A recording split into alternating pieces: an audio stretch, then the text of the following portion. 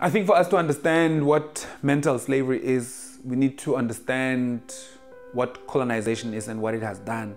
So there's at least two historical aspects of colonization. The first one was to take away our land and bodies, so a very physical form of colonization, take over economies, take over governance, but physically invading spaces and make them owned by foreign forces.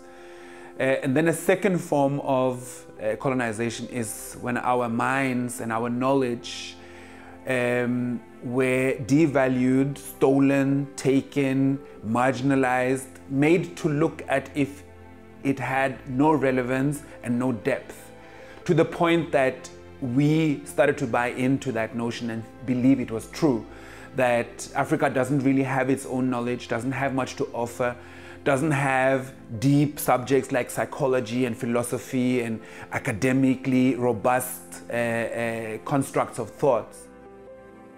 So colonization of the mind means that our thoughts, our patterns of ideas, constructing truth, explaining the world around us, saying what is important, our way of communicating, that is not generated from our own ethos and our own belief system. It comes from outside. So it's like an enemy has invaded our thinking patterns, and we speak from that as if that is our truth, that is our identity, that is us.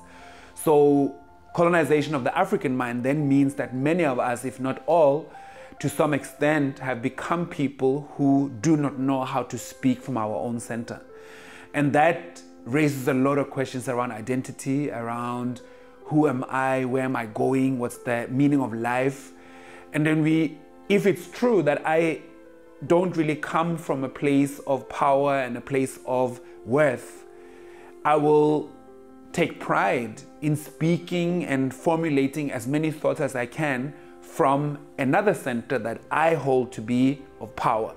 So if that is Europe, if that is America, if that is the West, that's what I will emulate. That's what I will take pride in. That's when I give birth to children and teach them English and feel within myself an incredible pride when I can show them off and show how well they speak English, when I can show what kind of great manners they have, what kind of great Eurocentric values they can reproduce, how Europeanized and Westernized they have become. And I actually feel a great sense of content, a great sense of satisfaction through that.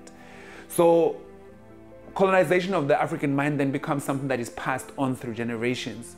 And many South Africans and Africans in general on this continent today become products of a process that they didn't even start.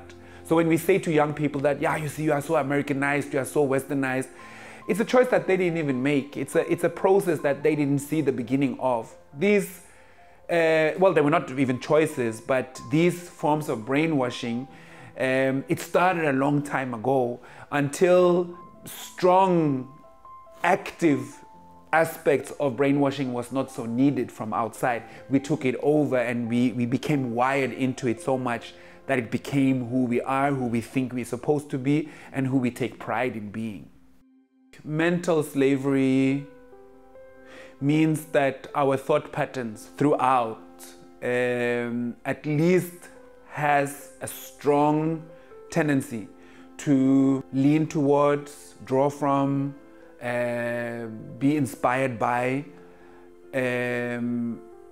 proverbs, theories, illustrations, symbolic language, and opinions that do not include us. So we use proverbs that we've heard from Europe. We say, you mustn't throw the baby out with the bathwater. Like in an African sense, how does that doesn't even make any sense. Well, like the concept of throwing a baby out with water, it has no relevance on this continent. We use analogies, white as snow, we reference Churchill, we reference some American author that has not even been to Africa. And we feel that when we do that, we are really accentuating powerful speech. because we haven't been exposed to power from Africa. So there's a Nigerian author, there's a Kenyan author, there's a South African author, but that's not really powerful.